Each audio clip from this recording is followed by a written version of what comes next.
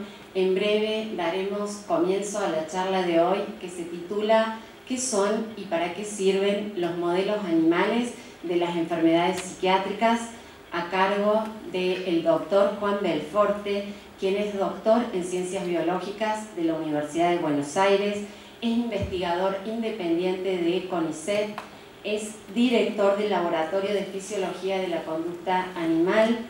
A su vez, es vicedirector del Instituto de Fisiología y Biofísica Bernardo Hussein y además es docente de la Facultad de Medicina de la Universidad de Buenos Aires. Bueno, lo recibimos con un cálido aplauso. Muchas gracias. Me parece sumamente importante este tipo de actividades y hay que felicitarlos porque es un esfuerzo por fuera de las actividades que uno realiza, ya sea como docente, investigador, y es un esfuerzo que vale la pena y hay que destacarlo porque no es algo trivial organizar eventos, sobre todo con este nivel de organización. Y la idea es que la charla sea hiperinformal. Interrúmpanme las veces que haga falta, los voy a invitar a participar con algunas preguntas y vamos a tratar de llevarnos algunas nociones entre todos juntos, vamos a construir algunos conceptos e ideas de qué son los modelos animales, en particular para enfermedades psiquiátricas, que atañe un poco más a mi trabajo, para qué sirven y cómo los utilizamos en el laboratorio para contestar preguntas y replantearnos problemas. Voy a empezar mostrándole esta foto que disparó un poco esta charla.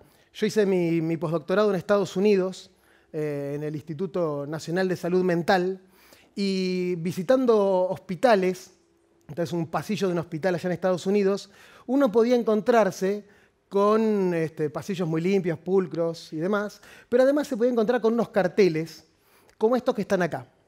Estos son unos carteles que aparecen en las paredes de los hospitales o edificios públicos o edificios relacionados con cosas de salud y nos muestran a dos ratas de laboratorio o ratones de laboratorio con un cartel que dice «Ellos salvaron más vidas que el 911».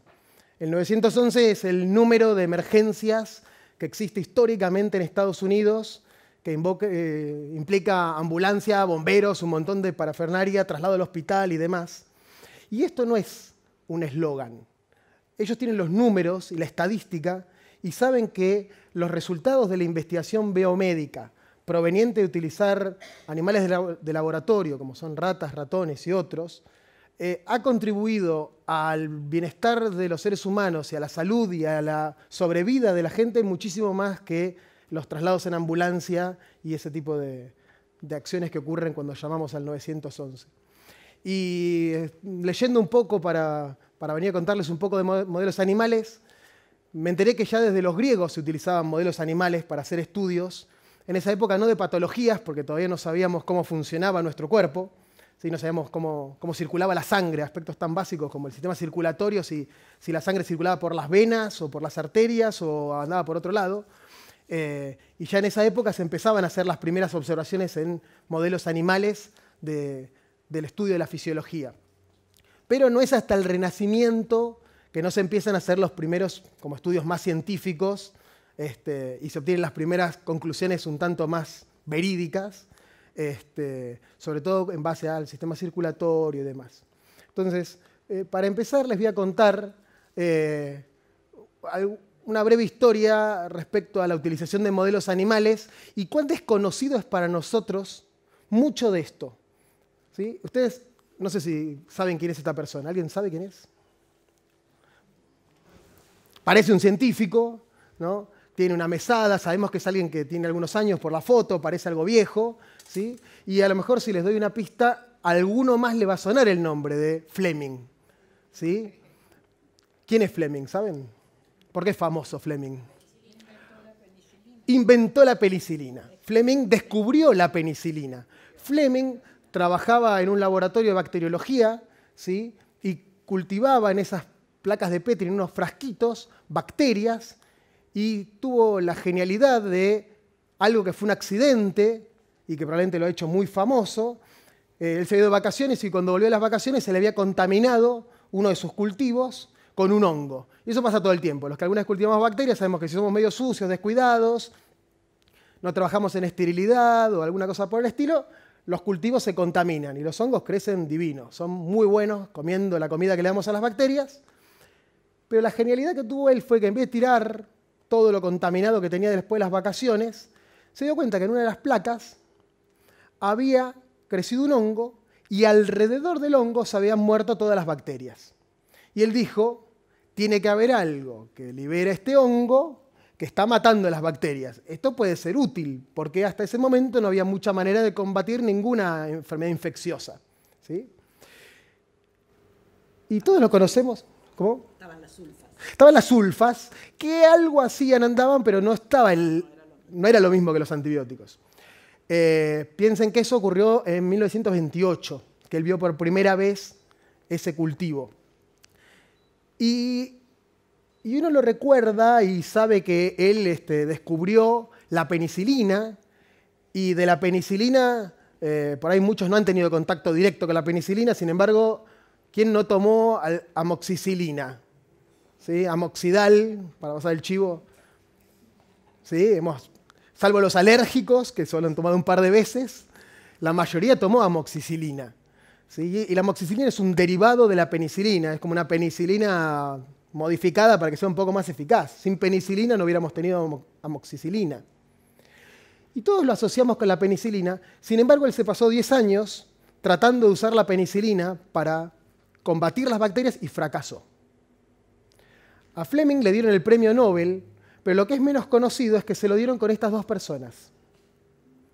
Estas dos personas son dos químicos que trabajaban en Inglaterra, y lo que hicieron fue lo que Fleming no pudo hacer. Fue purificar la penicilina y demostrar que tenía un efecto terapéutico.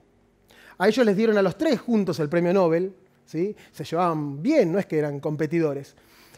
Fleming lo que hacía era machacaba el hongo y trataba de obtener ese compuesto que inhibía a las bacterias. Pero no era buen químico y fracasaba en eso. Estas dos personas se ocuparon, mediante métodos químicos, de aislar el principio activo que tenía ese hongo, porque el hongo tiene un montón de sustancias que libera. Algunas son un antibiótico como la penicilina, los otros son cosas que necesita el hongo para vivir. Ellos se ocuparon de eso, y no solo se ocuparon de purificarlo, sino que fueron los primeros en ensayar y demostrar que esa sustancia era capaz de impedir una infección. ¿Y cómo lo hicieron? Con modelos animales. Ellos trabajaron con ratones. Lo primero que hicieron fue a 2 ratones le inyectaron penicilina. Eso ocurrió alrededor de 1940. En 1940 a 2 ratones le inyectaron penicilina y vieron que los ratones no se morían. Y ese fue el primer ensayo de toxicidad que se llevó a cabo de penicilina. Porque antes de hacer una prueba había que ver si era tóxico ese compuesto. Mataba bacterias y a lo mejor mataba ratones también. Cuando los ratones sobrevivieron, lo que ellos hicieron fue agarrar 3 ratones, inyectarlos con una bacteria, ¿sí?, que era letal para los ratones, y a la mitad le dieron bacterias, y a la mitad le dieron bacterias y penicilina. ¿Qué ocurrió? Estos ratones murieron, mientras que estos sobrevivieron. Y esa fue la primera demostración de un uso terapéutico de la penicilina. De ahí pasaron a hacer estudios en humanos, pero fue el primer estudio que hubo. Y gracias a esos ratones se pasó al ensayo clínico en humanos, ¿sí? Que llevado el caso, les cuento que fue una persona que terminó falleciendo porque lo empezaron a tratar de una infección muy grave que tenía y empezó a mejorar, pero la penicilina era muy difícil de sintetizar y les alcanzó el tratamiento para 3 días de tratamiento. Y la persona empezó a mejorar, al tercer día se quedaron sin penicilina y se les murió. Eso disparó, junto con la Segunda Guerra Mundial, métodos de escalamiento en la producción de penicilina, que se transformó en uno de los agentes terapéuticos más importantes de la Segunda Guerra Mundial, donde las condiciones sanitarias de los enfermos, de los soldados, eran muy malas, las infecciones daban vuelta por todos lados, y la penicilina tuvo su ensayo clínico a gran escala durante la guerra y mostró su eficacia terapéutica, ¿sí? Bueno, historias de este estilo hay muchísimas, ¿sí?, con distintos modelos animales. Y este fue uno de los primeros modelos animales ¿sí? Y lo que nos vamos a concentrar primero es en entender qué es un modelo. Y ahora tendría que acordarme si viene, sí. Y para entender qué es un modelo animal, primero los invito a charlar sobre qué es un modelo. Después nos metemos con los animales. Entonces, pensemos en un avión. Todos sabemos qué es un avión, ¿no? ¿Qué es un avión? Tírenme definiciones de avión. ¿Qué es un avión? Un aparato mecánico que vuela. Entonces, un globo aerostático también es un avión.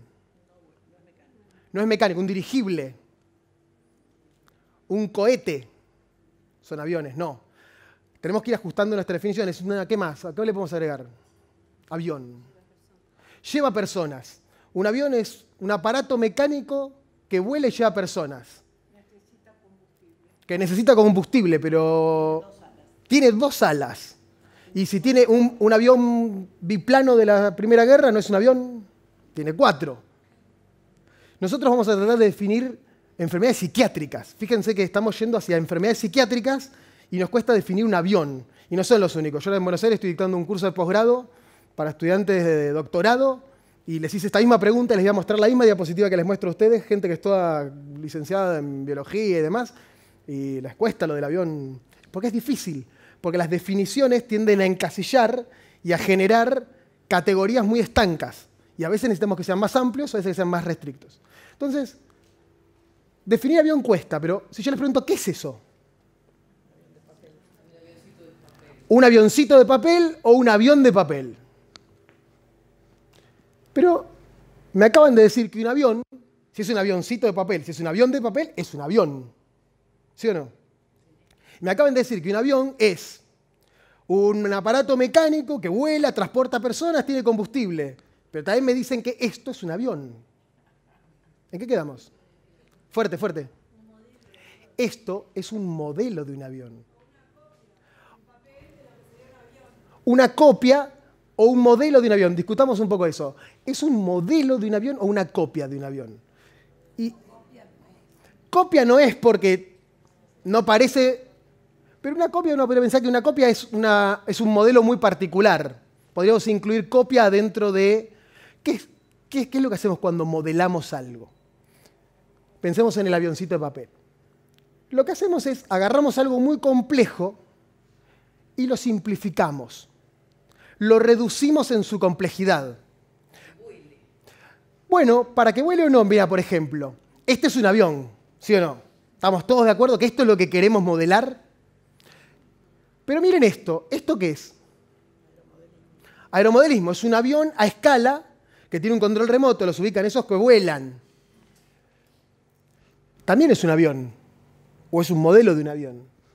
¿Esto es un modelo de un avión o es un avión? Para que, si no se dan cuenta, es un avión de verdad. Esta es una persona que está en un museo sujeto con unos palos para mostrarte cómo era ese diseño de avión. Este también es un modelo de un avión. ¿Qué característica tienen en común todos estos? Este que está acá, por si no se dan cuenta, es un modelo a escala de un avión que está metido en un túnel de viento. ¿Vieron esos que soplan y le ponen... colorean el aire para ver cómo es la dinámica del aire, ¿sí? La aerodinámica del avión? Estos son todos modelos. Son todas versiones simplificadas del avión de verdad. El avión es algo muy complejo y para mostrar características del avión se simplificó. Y cada modelo tuvo distintos niveles de simplificación o distintas características fueron simplificadas, reducidas, ¿sí? Nosotros hablamos de que este avión tiene muchas dimensiones. Tiene, por ejemplo, un material para las alas.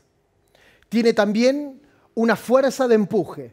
Tiene también una capacidad de carga. Tiene un montón de atributos y características que lo hacen algo complejo. Lo que yo busco a veces es transformarlo en algo más simple y que pierda algunas de sus características. Ella decía, este es un avión porque vuela. Pero este también es un avión. Y no vuela. Está agarrado al piso. En algunas cosas, ¿cuál votarían que es más avión de todos? Uno de papel, el museo, aeromodelismo o el del túnel del viento. Hagamos una prueba. Levante la mano el que cree que este es más avión que los otros 4. Levante la mano. Ahí tengo una. ¿Quién dice que este es más avión? Tenemos 2, 4, 5. ¿Quién dice que este es más avión? Ah, ¿quién dice que este? Pero fíjense que es difícil, porque este comparte los materiales con este, ¿sí o no? Tiene características muy importantes. De pinta es un avión, porque de hecho es un avión, era un avión de verdad. Y ahora, imagínense que a este le saqué la rueda y lo puse en una tarima, lo puse en un hangar. De pinta es igual, pero perdió su función más básica, uno pensaría, ¿no? ¿Cuál es la función más básica de un avión? Volar. Este no vuela. Este no comparte casi nada con este, ¿sí o no? No tiene ni el mismo material, ni el mismo tamaño, ni está hecho con las mismas técnicas, ni lleva personas. Pero este vuela. Poco, pero vuela. Yo lo tiro y vuela. Este comparte un montón de características, pero ya no vuela más. ¿Qué es más importante, la función o la estructura? ¿O el material?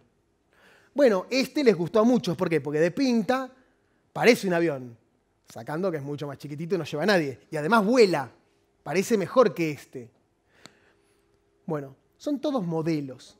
Y una de las características, uno de los mensajes que yo tengo es, los modelos no son buenos o malos. Los modelos sirven para contestar preguntas. Entonces, lo que hay son buenas o malas preguntas para los modelos que tengo. Y esto lo vamos a extrapolar después a la psiquiatría. Este avión de papel sufrió un montón de simplificaciones para llegar a ser modelo de avión de papel. Pero tiene ciertas características y yo le puedo hacer ciertas preguntas que me las contesta muy fácil porque es un modelo simple. Por ejemplo, yo le puedo preguntar, ¿hace falta que las alas tengan el mismo tamaño para volar? Si yo agarro el avión de papel y le hago una ala así y la otra chiquita, lo tiro, el avión hace...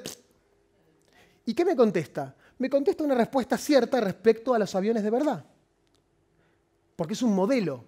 Y la característica de tener eje de simetría en sus alas para poder volar, la conserva.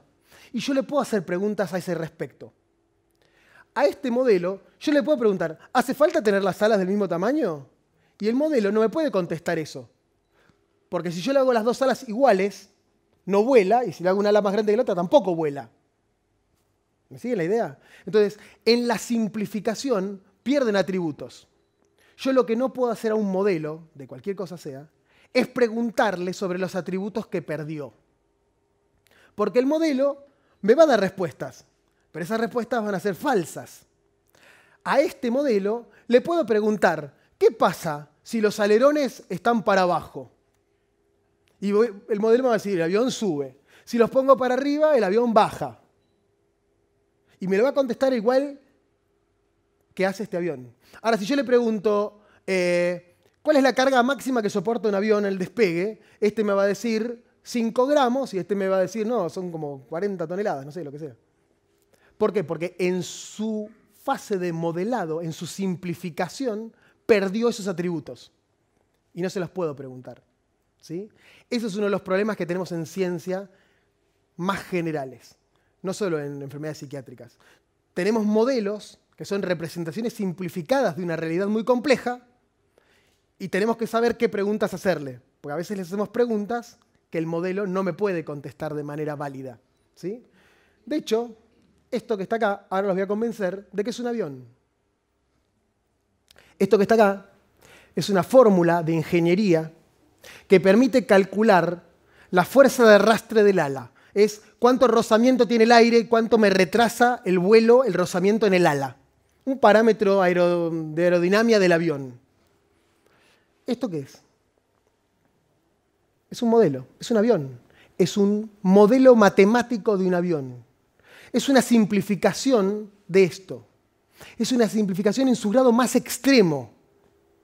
Se simplificó todo, no tiene ni la forma, ni el color, ni la textura, ni vuela, ni nada. Pero tiene una característica que comparte con este. ¿Saben cuál es? La fuerza de arrastre del ala. Para esa pregunta, ¿cuál es la fuerza de arrastre del ala? Contesta con certeza matemática. Te da exactamente el valor que tiene la fuerza de arrastre de esta ala. del ala de ese avión. Y eso es un modelo matemático. Está tan resumido, en este caso, tan simplificado, que solo va a contestar una única pregunta. Pero esa pregunta, ese modelo, es excelente.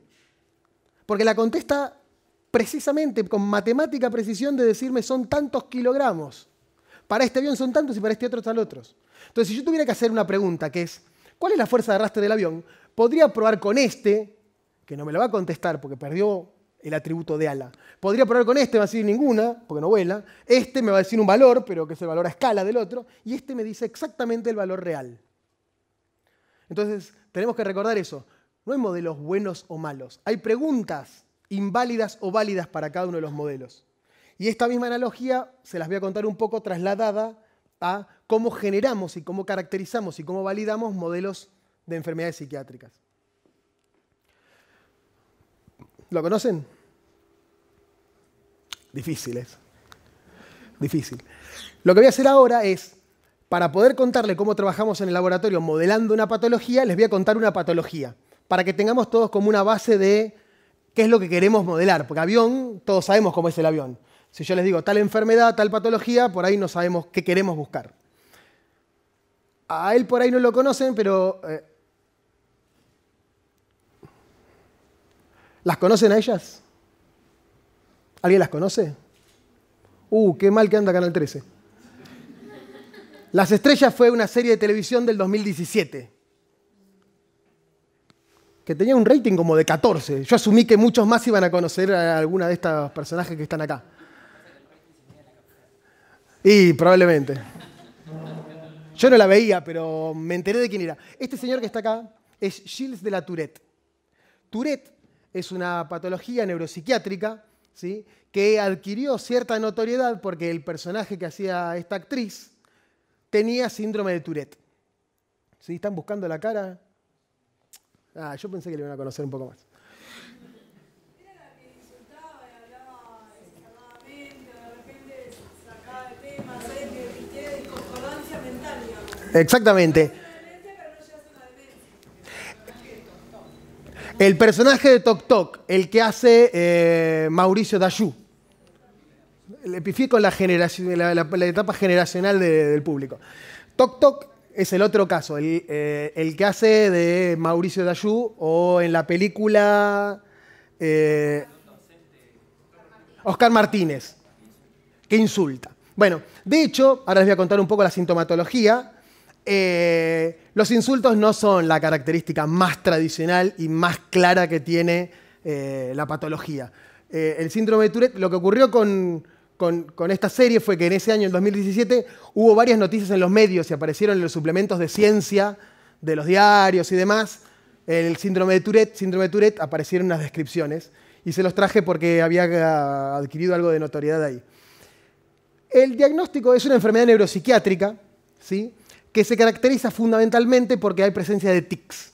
Los tics son pequeños movimientos involuntarios, ¿sí?, rápidos, abruptos, un guiño del ojo, un tirar la cabeza para atrás, un parpadeo, exacerbados en general, ¿sí? Y hay distintas patologías, y una salvedad que voy a hacer es, yo no soy psiquiatra, y esto no es cómo se diagnostica el síndrome de Tourette. Son algunos aspectos salientes que tienen los pacientes para que podamos entender cómo trabajamos en el laboratorio.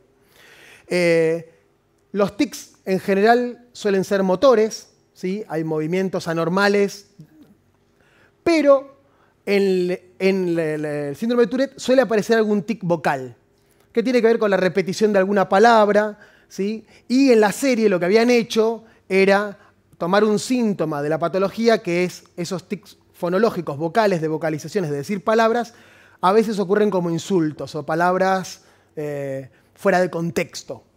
Eso es verdad, ocurre, pero son solamente el 15% de los pacientes que tiene esa característica. Es muy minoritario. Y cuando surgió la serie, hubo varias asociaciones de derechos de los pacientes y demás que se quejaron. Hubo incluso cartas formales e incluso modificaron un poco el guión para que tuviera un poco más parecido lo que hacía la actriz con lo que es la patología en sí. Pero bueno, hay que entenderlo como una licencia artística en donde es algo que da mucho para un guión, que uno de los personajes emita insultos o diga palabras obscenas fuera de contexto. les resultaba mucho más cómodo que la persona tuviera un tic. Para que sea síndrome de Tourette, esto tiene que perdurar en el tiempo. Si uno tiene una semana en donde anda con un ojo que le guiñe un ojo, mueve algo, no es síndrome de Tourette, tiene que perdurar en el tiempo. Y en general los tics tienen momentos que se exacerban, aparecen más fuertes, más frecuentes, con mayor amplitud, más grotescos, y hay momentos donde se desvanecen, desaparecen y vuelven a aparecer en los pacientes. En general es una enfermedad que tiene un inicio en chicos, jóvenes, alrededor de edad escolar, 3, 5, 6, 8 años, y por eso el diagnóstico pide que haya comenzado antes de los 18 años. Y lo que es importante para que sea síndrome de Tourette es que esto no se deba a que estoy tomando algún fármaco, algún psicoestimulante o que tengo alguna otra patología más de tipo neurológico, con daño. Sí. Sí, una cosa que pasa es el estrés en general exacerba los tics. Y una cosa que tiene el síndrome es que los pacientes tienen una necesidad de hacer el tic y lo pueden contener, pueden durante algún tiempo no manifestar el tic a fuerza de reprimirlo y que le genere una tensión y una ansiedad importante. Y la mejor descripción que me contó a mí alguien es como cuando ustedes quieren bostezar pero no es el momento. ¿Vieron que uno dice, tienen esa sensación de que tengo que bostezar? Ustedes pueden no bostezar, pero se genera una tensión interna que cuesta sostenerla. Bueno, los pacientes refieren ese tipo de necesidades con los tics. Entonces uno dice, bueno, tengo esta patología, ¿y por qué nos interesa estudiarla? Porque la gran mayoría de las patologías neuropsiquiátricas no se conoce por qué se causan ni se conoce por qué aparecen esos tics. Pero esto sería una patología relativamente sencilla, con características sencillas, si no fuera con que, en realidad, 8 de cada 10 personas que tienen síndrome de Tourette tienen además diagnóstico de alguna otra enfermedad neuropsiquiátrica. ¿Sí? El trastorno obsesivo compulsivo es una muy frecuente, los déficits de atención con hiperactividad, depresión y algunos otros. ¿Sí? Para lo que viene ahora les cuento un poco. El trastorno obsesivo compulsivo se basa fundamentalmente en que aparecen obsesiones y compulsiones. Obsesiones son pensamientos intrusivos que la persona no puede dejar de tener. Ideas, ¿sí?, que aparecen, imaginarias en su mente, que en general están asociadas a problemas de contaminación, que la persona siente que se ensucia y que eso le puede traer problemas. Y las compulsiones emergen como una manera de tratar de corregir esas obsesiones. ¿Sí? Esos pensamientos obsesivos tratan de ser corregidos. Entonces, por ejemplo, la persona se lava las manos 500 veces antes de salir de la casa. O tiene que verificar 10 veces que cerró la llave de paso del gas o que puso llave a la puerta. Y ese tipo de actividades empiezan a interferir con su vida, ya sea en estudios, laboral, afectiva. Y aparece en la película esta de Jack Nicholson, no sé quiénes la habrán visto, que ahora no me acuerdo el nombre. ¿Cómo es? ¿Casi perfecto? Mejor imposible. ¿Sí? Un poco también exacerbado y un poco a lo Hollywood, pero que comparte parte de esa patología. Es una patología que cuando se desarrolla fuerte es sumamente invalidante para las personas. ¿Sí? Son enfermedades importantes y que tienen un impedimento social de interacción de esta gente que le trae problemas severos. Y lo que hace complicado a todos estos síndromes y patologías es que una persona puede tener un síndrome de Tourette puro, muy de libro, muy como lo enseñan a los psiquiatras, pero no es lo más común. Lo más común es que tenga algunos síntomas de Tourette con algunos síntomas de TOC. Imagínense que este es el universo de los pacientes que tienen trastorno obsesivo compulsivo y esto de los que tienen Tourette, y algunos síntomas son compartidos. Muchas veces los pacientes con Tourette tienen actividades más de tipo compulsivo, repetitivo, estereotipado, ¿sí?, como una fijación en realizar ciertas tareas, y a veces incluso tienen diagnóstico de trastorno obsesivo compulsivo. Entonces, todo esto hace que incluso para los psiquiatras sea bastante difícil decir cuál es el diagnóstico que tiene una persona. ¿Por qué? Porque estas patologías todas son diagnosticadas en base a la sintomatología. No hay test de laboratorio. No es como, no sé, diabetes, que uno le mide el azúcar en sangre y si te da arriba de cierto valor 2 veces seguidas, sos diabético. ¿Sí? No es que hay test o biomarcadores que dicen, tenés bajo el hierro, tenés anemia. Acá el diagnóstico es clínico. El psiquiatra habla, consulta, ve los síntomas, habla con la familia y llega a decir cuál es la patología o las patologías que tiene esa persona, ¿sí? Y en parte esto deviene de que nosotros desconocemos mucho de lo que es la etiología y la fisiopatología, que son dos palabras que por ahí no conocen, y el ejemplo más claro para entenderlo tiene que ver con un auto roto. Si a mí se me rompe el auto y, como le pasaba a Lucas, que anda con un problema, uno no sabe qué le pasa al auto, sabe que le pasa algo. El auto no arranca, tiene un síntoma, igual que un paciente. Tengo un problema que es que no puedo dejar de cerrar la llave de paso antes de salir de casa. Al auto le pasa igual. El auto no arranca, la tercera vez que hago, si lo arranco en caliente, no arranca. Es un síntoma. Si uno sabe un poco de autos, puede abrir la tapa y alguien te dice, mirá, es el burro de arranque. Que creemos la hipótesis más firme que tiene el auto de Lucas. Es el burro de arranque. Y el burro de arranque hace que el auto no arranque. Bárbaro. Si yo sé que es el burro de arranque lo que está causando el síntoma, saco el burro de arranque, pongo un burro de arranque nuevo y el auto anda normal. Lo curé. Yo lo que curé fue su mal funcionamiento. Pero no lo curé porque sabía qué fue lo que causó que se rompiera el burro de arranque. En medicina, la etiología es la causa de. Y la base funcional es la fisiopatología.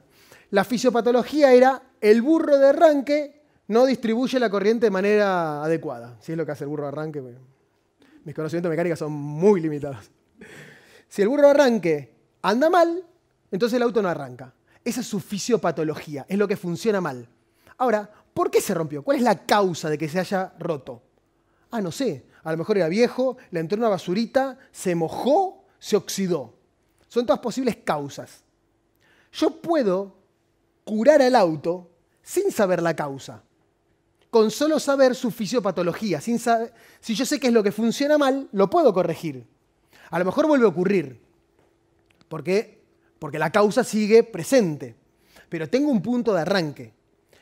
Uno de los problemas de las enfermedades psiquiátricas es que prácticamente para ninguna, con algunas excepciones, conocemos la causa, el agente etiológico, y estamos peor. Para la gran mayoría sabemos muy poco o nada de la fisiopatología, de qué funciona mal. En los pacientes con Tourette tienen los tics y yo no sé qué parte del cerebro está funcionando mal. En el trastorno obsesivo compulsivo tengo alguna vaga idea, hay estudios y algunas cosas, ahora les voy a contar algo, que nos dicen, bueno, esto puede estar andando mal, pero no estoy ni siquiera seguro. Parte de esto es que no somos un auto. El auto tiene un motor que para algunos como para mí es casi, no es, para mí esto es chino. Yo lo veo ahí, hay 3, 4 componentes, te sé chequear la batería, si tiene agua, y mucho más no sé.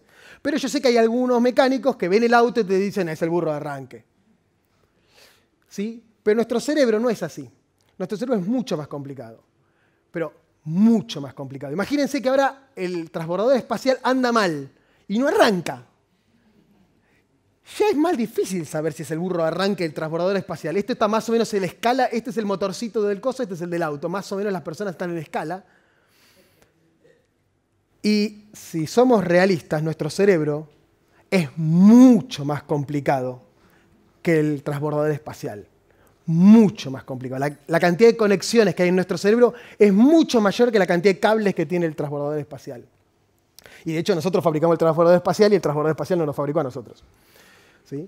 Entonces, imagínense el transbordador espacial que te dicen, che, tiene un ruidito, cuando le doy el arranque hace una... Fíjate qué le pasa. Así estamos con las enfermedades psiquiátricas. Sabemos los síntomas, sabemos un poco del cableado, del conexionado, pero todavía no sabemos qué cosas fallan para producir esos síntomas. O tenemos algunas ideas, ¿sí?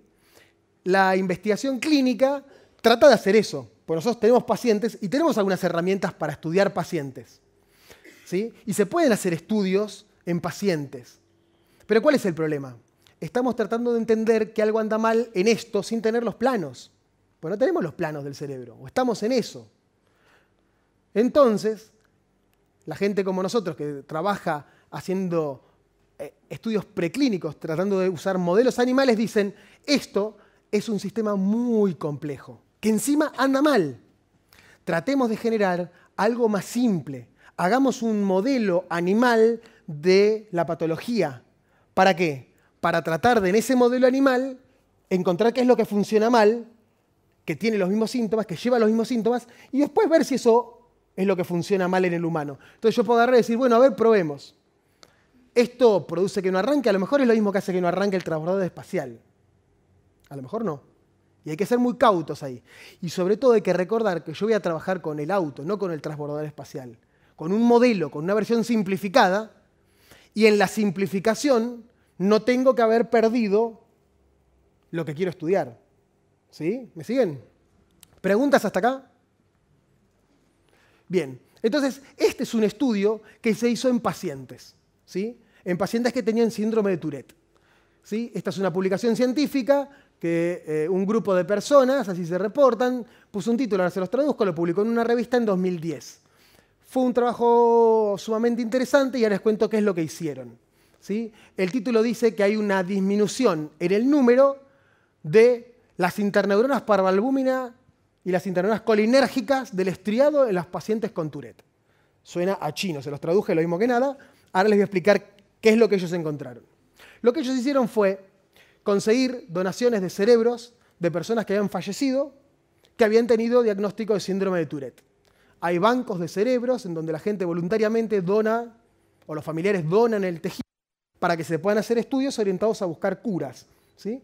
Ellos agarraron los cerebros y lo que hicieron fue cortarlos, ¿sí? Esto es un cerebro humano, y esto es un corte de un cerebro humano, y con unas técnicas especiales de tinción, uno puede ver las neuronas que son los componentes que forman el cerebro, ¿sí?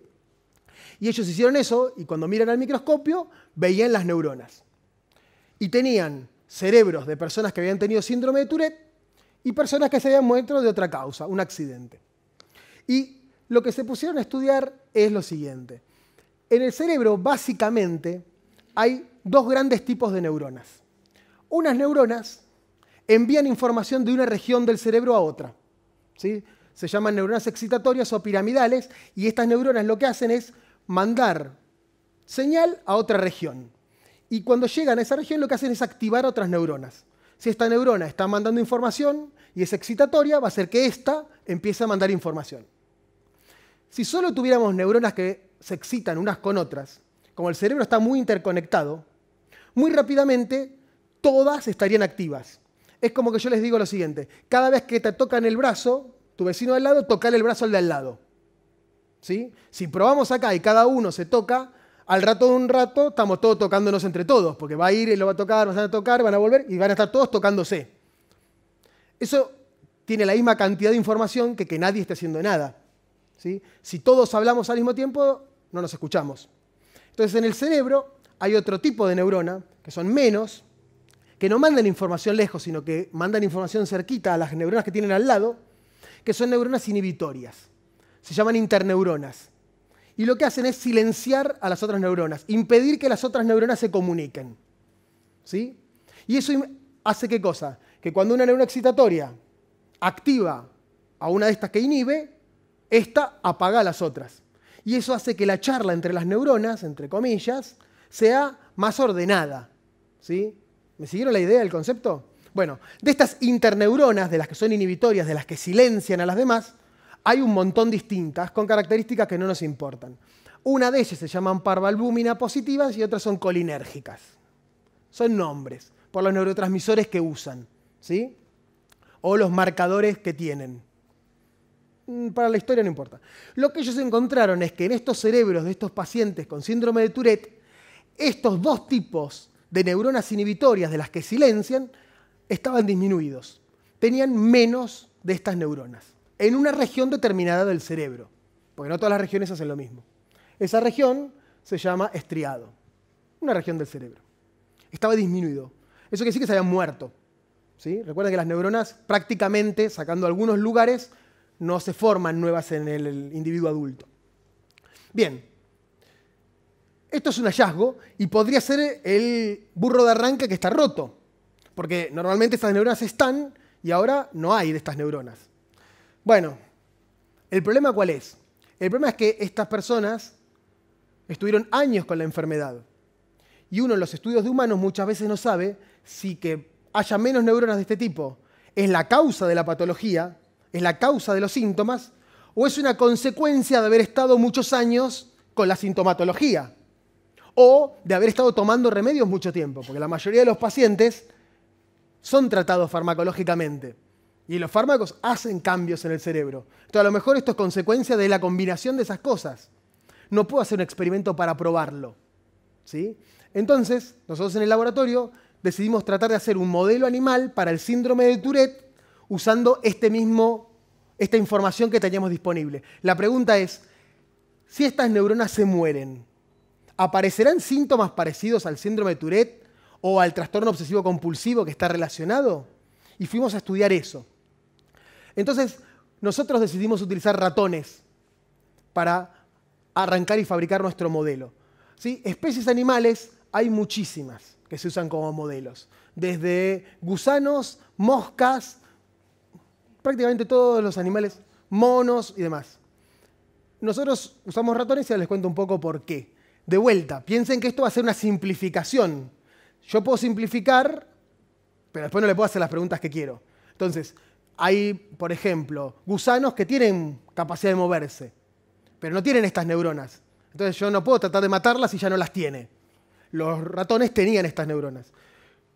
Los ratones comparten mucho de nuestra fisiología, ¿sí? Comparten muchísimos de nuestros genes, ¿sí? Este es el cerebro de un humano y este es el del ratón a escala. ¿Ven ese puntito ahí?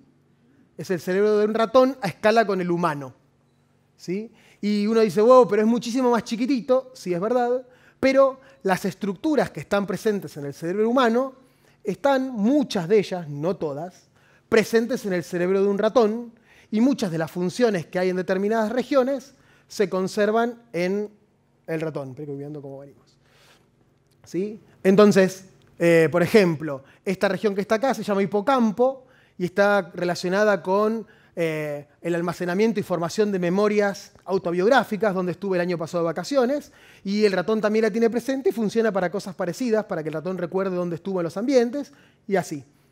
Entonces, el ratón tenía esa ventaja. Otra cosa que pasa con el ratón es que puedo usarlo para estudiar muchos aspectos de la conducta humana, porque hay muchos, no todos, pero muchos aspectos en los que tienen características conductuales similares. Entonces, por ejemplo, les voy a mostrar un test que se hace en los laboratorios. Esto que está acá, nosotros lo llamamos laberinto, aunque es medio simple. Esto que está ahí es un ratoncito, el puntito negro, eso, queda medio chico esto, disculpen. Este es un ratoncito. Y esto que están acá es una especie de pasarelita que no tiene paredes.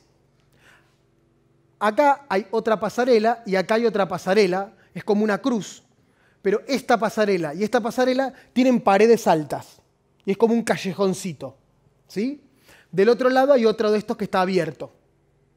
Cuando nosotros ponemos a un ratón acá en el centro, el ratón básicamente tiene 4 pasillos. 2 que están abiertos, 2 que están con paredes.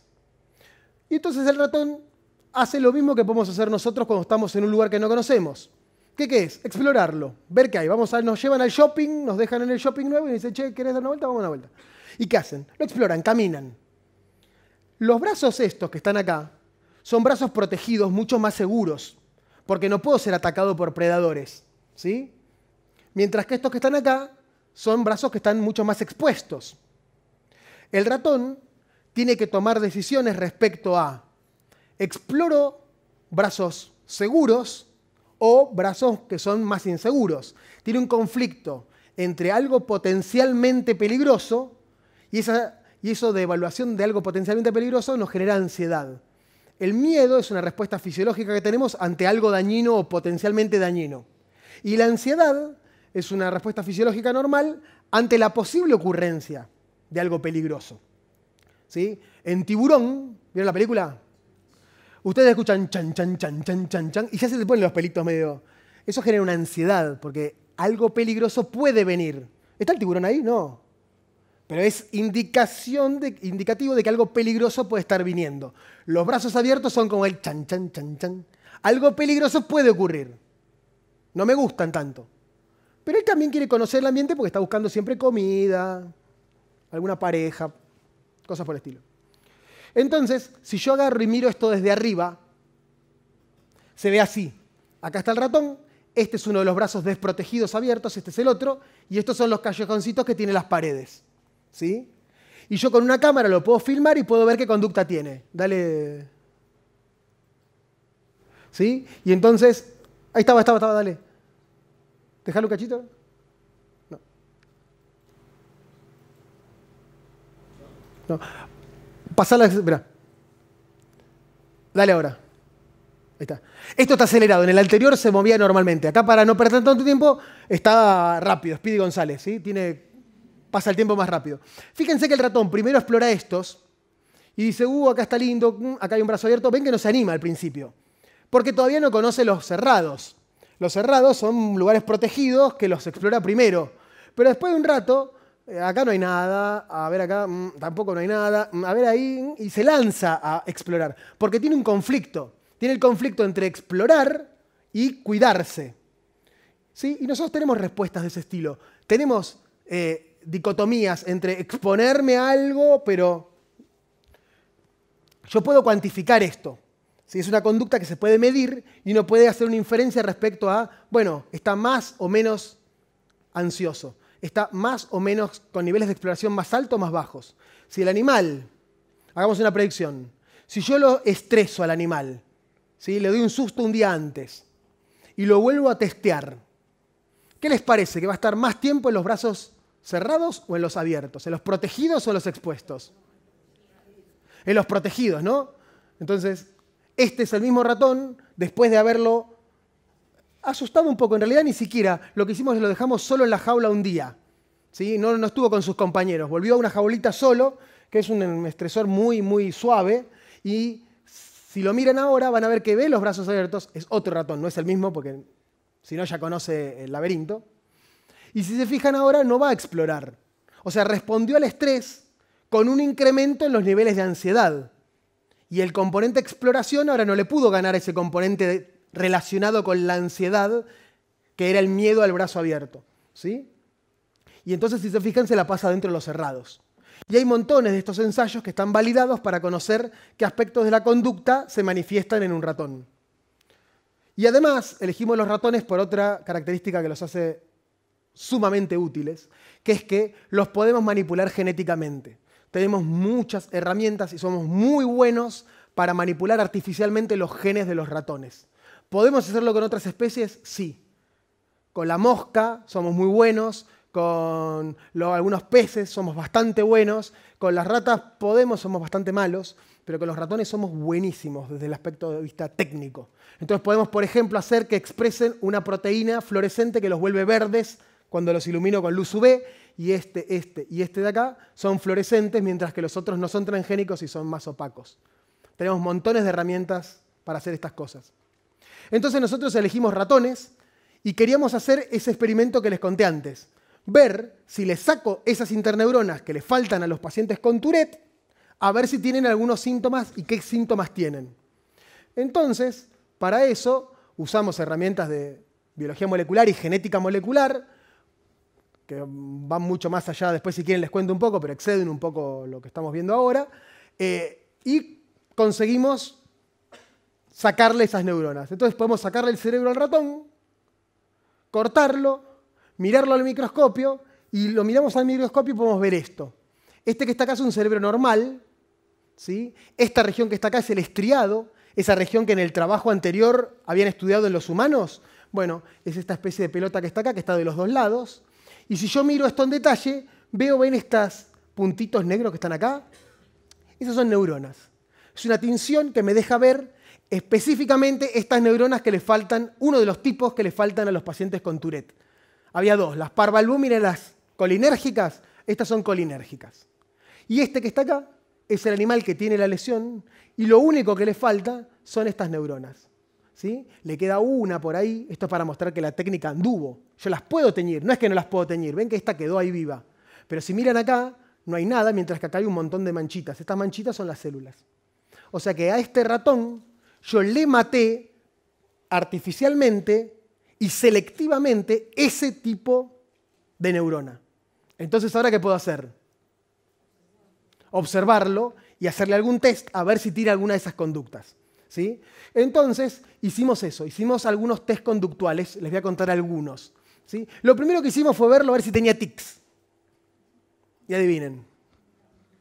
No, tics no tenía, ¿sí? Entonces, algunas conclusiones ya sacamos de eso. Bueno, estas neuronas no parecen importantes para que se desencadenen los tics por sí solas, pero sí encontramos algunas conductas medio normales. Esta es una caja donde se pone el ratón y hay unos agujeritos, ¿sí?, en la caja, y en los agujeritos abajo no hay nada. Y los ratones, de vuelta, lo que hacen es explorar este lugar que no conocen, y los ratones exploran ¿cómo? Metiendo la nariz, haciendo siqueos. Meten la nariz en los agujeritos y se fijan si hay algo, ¿sí? Entonces, esto es como se ve, esto es visto desde arriba, esos puntitos así son los agujeritos, este es el ratón, si me corres el video, van a ver que el ratón está ahí, esto está a velocidad normal, hace unos siqueos, hace otro siqueo y mira y hace otro. Yo tengo un aparato que me lo deja cuantificar eso de manera muy precisa, este es un zoom de eso, ahí está un agujerito, ahí está el otro, mete la cabeza, mete la cabeza. Y yo puedo contar cuántas veces en media hora hace esto. Y los ratones exploran. Y los ratones normales van y se fijan y no hay nada, y no hay nada, y no hay nada. Pero cuando hacemos el conteo, lo que encontramos es esto. Que el número de búsquedas, el número de siqueos en un bicho normal era de un poco menos de 200, pero los animales que les faltaban exclusivamente este tipo de neuronas habían aumentado un montón. ¿Qué eran? Eran perseverantes. Entraban 2 o 3 veces al mismo agujero que no había nada, y aunque no había nada, volvían a meter la cabeza. Y volvían a explorar algo que ya habían explorado que no tenía nada, sin que pasara tiempo en el medio. ¿Me siguen? Entonces había una conducta de tipo perseverante, estereotipada y repetida, que lo que buscaba era repetir y repetir alguna conducta, aunque fuera inefectiva. Como con una sola prueba no nos podemos quedar tranquilos de que esta sea la interpretación, porque puede haber otras razones, a lo mejor aman ahora los agujeritos. Hicimos otro test en donde lo que se hace es en una jaulita se ponen canicas, las famosas bolitas, ¿sí? Y se ponen todas así en forma de una grilla, ¿sí? 4 por 5, hay 20 bolitas. Esto que está de fondo es viruta, ¿sí? Que es donde viven los ratones, es una jaula donde viven los ratones, acá no está el ratón, está visto desde arriba. Si no se entiende me preguntan, ¿eh? Visto desde arriba. Y lo que ocurre es que el animal encuentra este objeto que nunca vio en su vida, piensen que un ratón nunca vio una canica, ¿sí? Por primera vez lo encuentra en su jaula y dice, esto es un objeto raro, no me gusta, está acá, y un mecanismo que tiene para defenderse, que es una especie de defensa, es sacar algo que está acá, que no estaba antes y que no me gusta, no lo conozco, es explorarlo por un lado y después lo que va a hacer es enterrarlo. Y enterrarlo es una conducta muy natural de los ratones para defenderse de cosas. Ellos están todo el tiempo reubicando objetos y tratando de ocultar cosas potencialmente peligrosas. Y lo tapan con la viruta, ¿sí?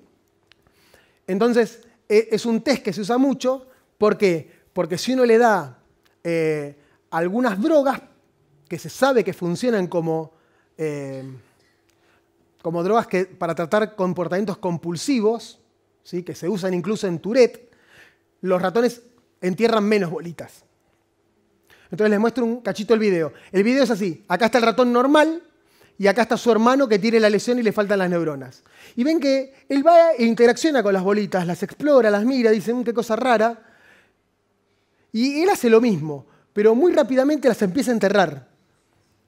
Este que está acá, van a ver ahora, que después de un rato también empieza a enterrar las bolitas, ¿sí? Pero lo hace con menos perseverancia, con menos velocidad y tomándose más tiempo para hacer otras cosas. ¿Ven? De repente ahí se está acicalando, se está limpiando. No era tan importante enterrar las bolitas, porque las bolitas tampoco es que son algo dañino, son bolitas, son inertes, no hacen nada. No es una conducta, digamos, no son peligrosas, ¿sí? Si se fijan acá ni siquiera les traje cuantificación, porque acá se ve perfectamente la diferencia. Van a ver que empieza, primero juega, las desordena un poco, ¿sí? Y ven ahí empezó a enterrar una. y las entierra, pero este lo hace de una manera que si le preguntan a un psiquiatra de ratones diría es compulsivo en su conducta. Está compulsivamente enterrando las bolitas, que en realidad es una conducta que puede ocurrir, pero que no es necesaria ni tiene un objetivo real, porque no tiene una razón de ser hacerlo de esa manera. ¿Sí? Fíjense que se vuelve frenético en su intento de enterrar las bolitas y deja de hacer otras cosas.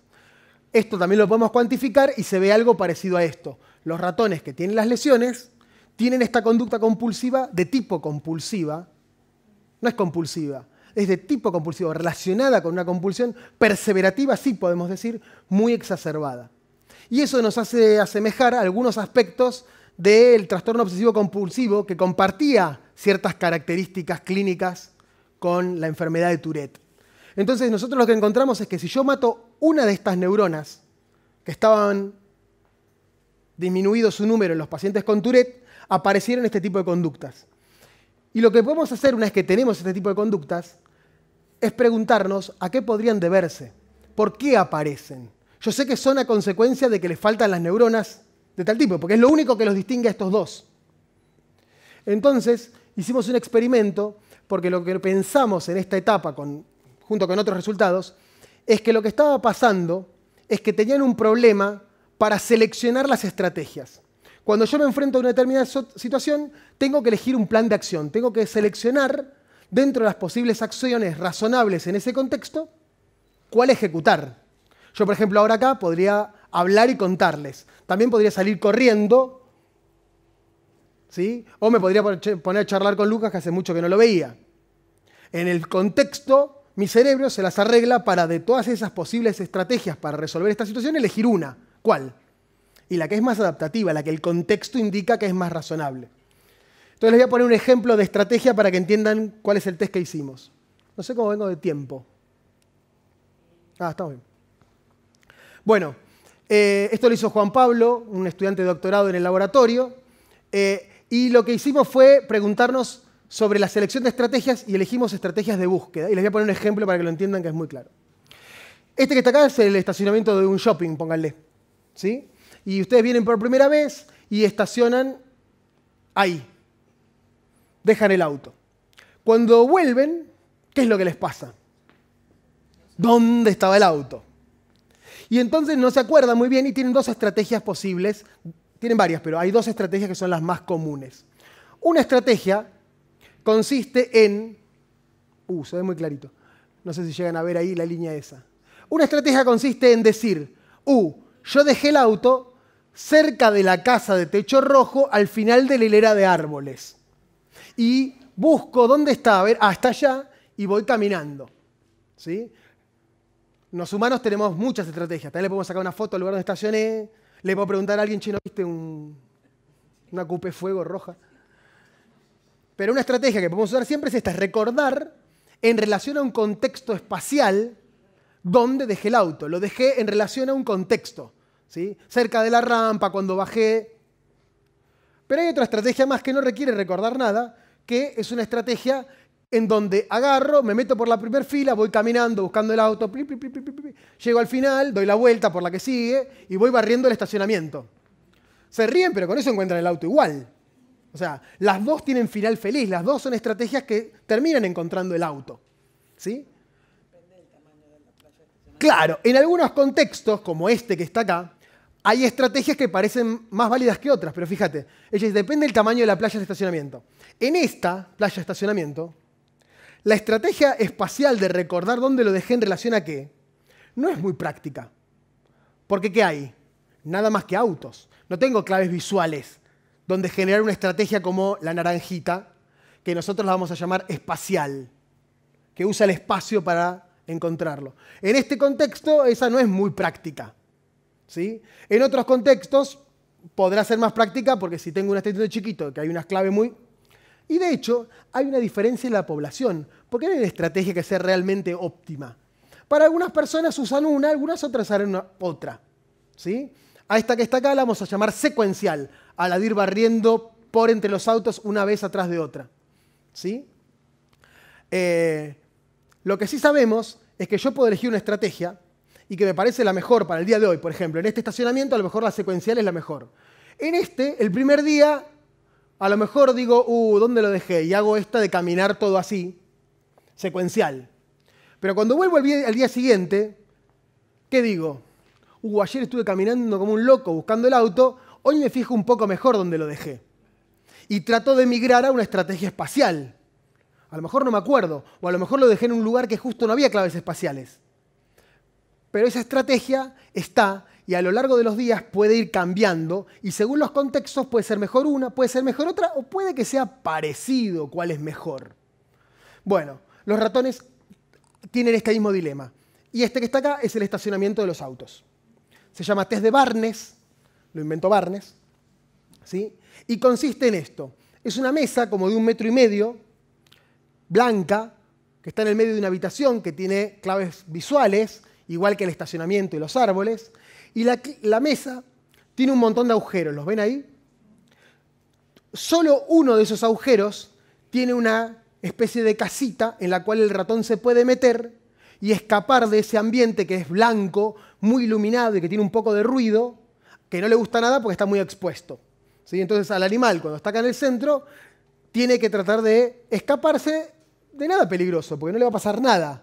Pero él tiene una conducta instintiva que no le gusta estar en lugares, ambientes grandes, expuestos, siendo negro en un fondo blanco. Somos carne de cañón. ¿Sí? Entonces, el test funciona así. Esto es visto desde arriba. ¿Sí? O sea, hay claves externas y uno de estos agujeros tiene el escape. Cuando lo veo desde arriba, ya no veo las claves visuales, pero están. ¿Sí? Esto es una computadora que está en el piso, así que él no la ve. Y acá, este que está acá, que está un poquitito más oscurito, grisecito, es el que tiene la puertita de escape. ¿Sí? Este es un ratón y este es otro ratón. Entonces, dale clic al video de acá. Al ratón se lo suelta en el medio y este ratón ya conoce, estuvo entrenado varios días, esto se repite varios días, y fíjense lo que hizo. Ponelo de vuelta, a ver.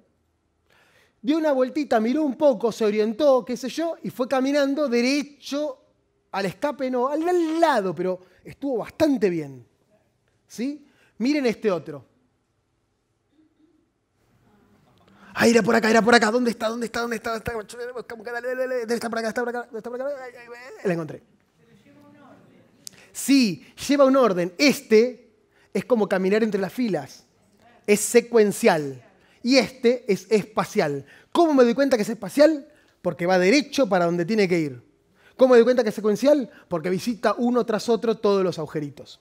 Y yo puedo clasificar la conducta del ratón, qué estrategia está usando, con solo mirar los videos. ¿Sí? Sí. Bueno, ¿qué hacemos? El primer día, yo le muestro los dos ejemplos más claros. El primer día no hay ninguna de estas dos estrategias. Porque, ¿qué pasa? Él no sabe que hay un agujerito de escape.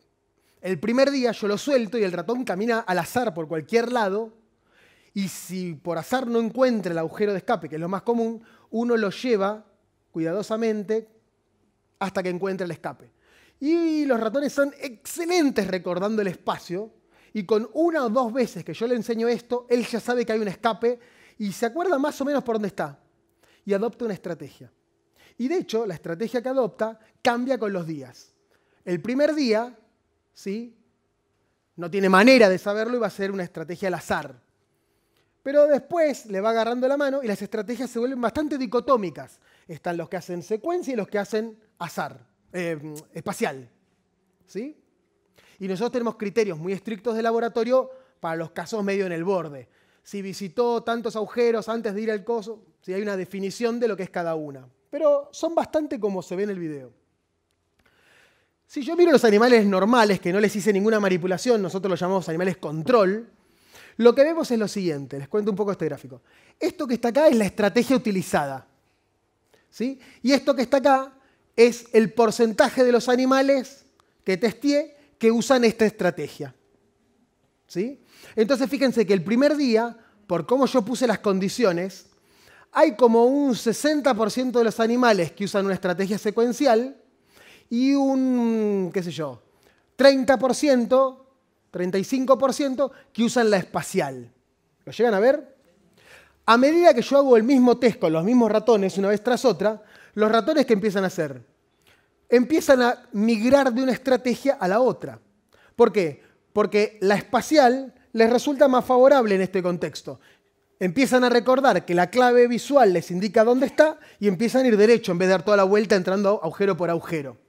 Sin embargo, al final todavía hay algunos que siguen haciendo la secuencial. Es cuestión de gustos. Pero la mayoría migró su estrategia. ¿Eso qué quiere decir? Que la selección de la estrategia que utilizaron fue modificada por la experiencia. Fueron adquiriendo información a lo largo de los días y esa información la usan para seleccionar la estrategia.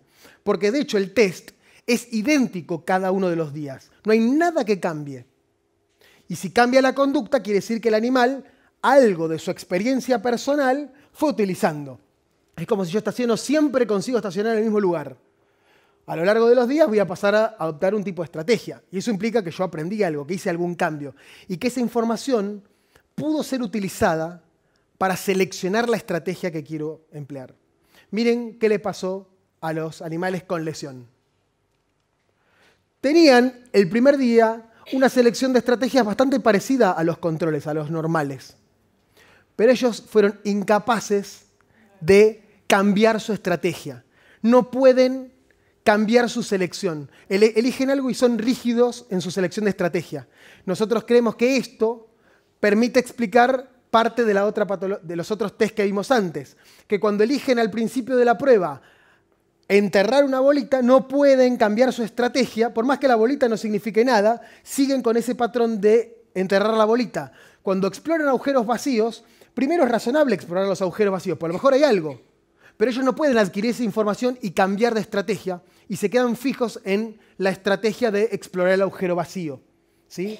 Nosotros creemos que eso podría estar relacionado con lo que ocurre en las personas con trastorno obsesivo compulsivo o algunas características del síndrome de Tourette que tienen esa persistencia y creemos que podría tener que ver con una incapacidad de adaptarse a cambios y modificar las estrategias. Que las estrategias que disparan la conducta son las iniciales. Entonces, si lo piensan, cerrar la puerta es una estrategia razonable cuando me voy de casa. Lo que no es razonable es volver 5 veces a cerrarla 5 veces. Quedan con un problema en la selección de la estrategia. ¿Sí? Y esa es la manera que trabajamos en el laboratorio, buscando tratar de explicar cómo alguna causa puntual puede desencadenar alteraciones funcionales y esas alteraciones funcionales podríamos pensar en volver a explorarlas en las personas. Acá la ventaja es que tenemos una relación causal. La falta de estas neuronas es lo que causa esto, porque es lo único que le cambié. ¿Sí? Y entonces, parte de lo que nosotros buscamos es arrancar de una patología, generar un modelo, estudiarlo, validarlo, caracterizarlo, y eso implica que ahora el modelo puede ser válido para contestar preguntas. ¿Sí? ¿Puede contestar cualquier pregunta este modelo? No. Por ejemplo, no puede contestar cuáles son las causas de los tics, porque no los tiene. ¿Sí? Es un modelo que en su simplificación perdió esa capacidad de... Es probable que estas neuronas, la falta de estas neuronas no sea lo que causa los tics. ¿Sí? ¿Nosotros qué nos interesa? Encontrar puntos clave para desarrollar nuevas terapéuticas. Yo puedo saber que determinado circuito funcionando mal es crítico para que aparezcan los síntomas. ¿Por qué? Porque una vez que tengo el modelo animal, puedo hacer registros de electrofisiología, puedo acceder a un montón de información que no puedo hacer con los pacientes. ¿Sí? Y puedo estudiar los mecanismos involucrados y puedo tratar incluso de encontrar marcadores tempranos. Hay ciertas conductas que en el modelo aparecen antes que otras. ¿Sí? Y podemos tratar de refinar los modelos. Termino con esta. Este es un modelo nuevo que estamos empezando a hacer, que es manipulando otras de las neuronas. Y este que está acá, dale al videito, es un animal que empezamos ahora a estudiar y tiene tics. ¿Ven cómo hace con la cabeza? Eso no es una conducta normal del ratón, quedarse haciendo eso con la cabeza así. ¿Ven que repite un movimiento cuando veces? Es lo más parecido a un tic que puede verse en un ratón. Y ahora estamos estudiando este modelo para caracterizarlo y saber un poco más. ¿Sí? Le apagamos las dos, las parvalúmina y las colinérgicas y alguna otra más. ¿Sí? Y esto no se hace solo, y lo quiero destacar, es un trabajo en equipo, somos un montón de gente, Formamos parte de varios laboratorios de un grupo de neurociencia y sistemas que estamos en la Facultad de Medicina. Somos el Instituto UBA CONICET, en la Facultad de Medicina de la Universidad de Buenos Aires. Y es un trabajo de mucha gente. Hay médicos, biólogos, bioquímicos, bioingenieros, ¿sí? Biotecnólogos, que trabajamos juntos, formando gente, aprendiendo unos de otros. Y es un trabajo que requiere colaboración y conocimiento de mucha gente distinta. Gracias.